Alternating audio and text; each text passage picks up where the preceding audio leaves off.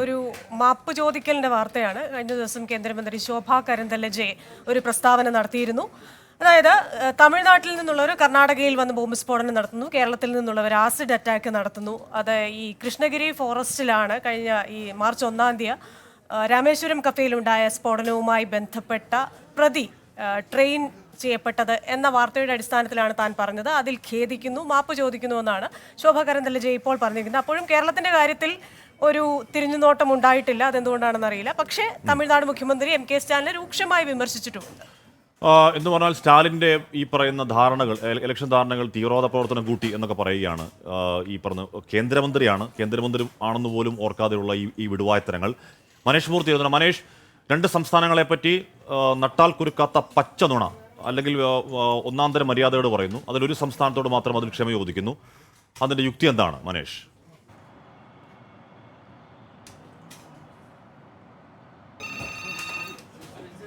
Ashmi, Christina, തമിഴ്നാട്ടിൽ നിന്ന് വലിയ പ്രതിഷേധം ഇതുമായി ബന്ധപ്പെട്ടുണ്ടായിരുന്നു. അത് മാത്രമല്ല, മുഖ്യമന്ത്രി MK സ്റ്റാലിൻ തന്നെ ശോഭാ കരന്തലജയെ കൃത്യമായി വിമർശിക്കുകയും ചെയ്തിരുന്നു.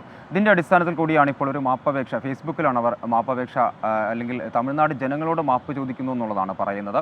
അതായത് ഈ രീതിയിലുള്ള ഒരു തെളിവിൻ്റെ അല്ലെങ്കിൽ ഈ രീതിയിലുള്ള വാർത്തയുടെ അടിസ്ഥാനത്തിൽ കൃഷ്ണഗിരി ഫോറസ്റ്റിലാണ് രാമേശ്വരം കഫേ ബ്ലാസ്റ്റിൽ കേസിലെ പ്രതിയായിട്ടുള്ള ആൾ ട്രെയിൻ ചെയ്തത് അല്ലെങ്കിൽ പരിശീലനം നേടിയത് എന്നുള്ളതാണ്. അത് സ്റ്റാലിൻ്റെ മൂക്കിൻ്റെ തുമ്പത്താണ് ഇത്തരത്തിലുള്ളൊരു പരിശീലനം നേടിയത്. പക്ഷേ ഈ പറഞ്ഞ രീതിയിൽ തമിഴ്നാട് ജനങ്ങൾക്ക് ഏതെങ്കിലും തരത്തിലുള്ള ബുദ്ധിമുട്ടുകൾ ഉണ്ടായിട്ടുണ്ടെങ്കിൽ, മാനസിക പ്രശ്നങ്ങൾ ഉണ്ടായിട്ടുണ്ടെങ്കിൽ അതിന് താൻ മാപ്പ് ചോദിക്കുന്നു. തമിഴ്നാടും കർണാടകയിലെ ജനങ്ങളും വളരെ സൗഹാർദ്ദപരമായാണ് മുൻപോട്ട് പോകുന്നത്. ഏതെങ്കിലും തരത്തിലുള്ള മാനസിക വിഷമം ഉണ്ടായിട്ടുണ്ടെങ്കിൽ താൻ മാപ്പ് ചോദിക്കുന്നു എന്ന് ഫേസ്ബുക്കിൽ പറയുന്നു. മാത്രമല്ല, മുഖ്യമന്ത്രി MK സ്റ്റാലിനെതിരെ രൂക്ഷമായ വിമർശനവും ഇതുമായി ഈ അതേ ഫേസ്ബുക്ക് പോസ്റ്റിൽ തന്നെ പറയുന്നുണ്ട്. അതായത് താങ്കളുടെ മൂക്കിന് തുമ്പത്താണ് ഈ രീതിയിൽ ഈ പ്രതി പരിശീലനം നേടിയിട്ടുള്ളത്. തങ്ങളുടെ ഒത്തുതീർപ്പ് രാഷ്ട്രീയമാണ് ഈ രീതിയിലുള്ള തീവ്രവാദ പ്രവർത്തനങ്ങൾക്ക് വ്യാപകമായി തന്നെ വളം വെച്ച് കൊടുക്കുന്നത് എന്നൊരു വിമർശനവും രൂക്ഷമായ വിമർശനവും ശോഭാ കരന്തലജയുടെ ഭാഗത്തു നിന്നും ഉണ്ടാകുന്നു. കേരളത്തിൻ്റെ കാര്യത്തിൽ ഇതുവരെയും അത്തരത്തിലുള്ളൊരു തിരിഞ്ഞുനോട്ടം ഉണ്ടായിട്ടില്ല. ക്രിസ്റ്റീന സൂചിപ്പിച്ചതുപോലെ ഒരു തരത്തിലുള്ള തിരിഞ്ഞുനോട്ടവും ഉണ്ടായിട്ടില്ല. ആ രീതിയിലാണ് വലിയ വിവാദമായ ഒരു പരാമർശത്തിലാണ് ഇപ്പോൾ മാപ്പപേക്ഷ അല്ലെങ്കിൽ മാപ്പ് ചോദിച്ചിരിക്കുന്നത്. ആശ്മി, ക്രിസ്റ്റീന.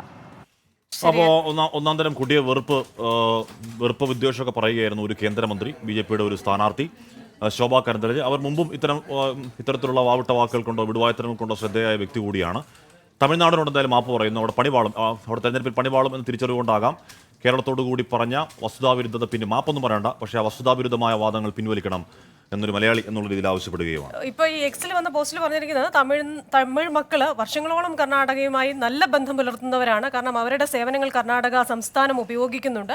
അതുകൊണ്ട് തന്നെ തമിഴ് മക്കളുമായി ഒരു വിരോധവുമില്ല. വിരോധമുള്ളത് MK സ്റ്റാലിനുമായും. അതിലെ പ്രശ്നം എന്ന് പറഞ്ഞാൽ BJP അവിടെ തമിഴ്നാട്ടിൽ വലിയ രീതിയിൽ പ്രതീക്ഷ വെച്ചുകൊണ്ട് പ്രധാനമന്ത്രി നരേന്ദ്രമോദി അടക്കം ഇന്നലെയും അവിടെയായിരുന്നു. അപ്പോൾ അവിടെ പോയി വലിയ പ്രചരണമൊക്കെ നടത്തുന്നുണ്ട്. അപ്പോൾ അതിനിടയിൽ ശോഭാ കരന്തലജയുടെ ആ വിദ്വേഷവാക്കുകൾ തിരിച്ചടിയാകും എന്ന ഉറപ്പുകൊണ്ട് തന്നെയായിരിക്കും ഒരുപക്ഷെ തിരുത്തുണ്ടാവുന്നത്. കേരളത്തിന്റെ കാര്യത്തിൽ കൂടി ആ ഒരു തിരിച്ചറിവ് ഉണ്ടാകും എന്ന് പ്രതീക്ഷിക്കുകയും ചെയ്യുക.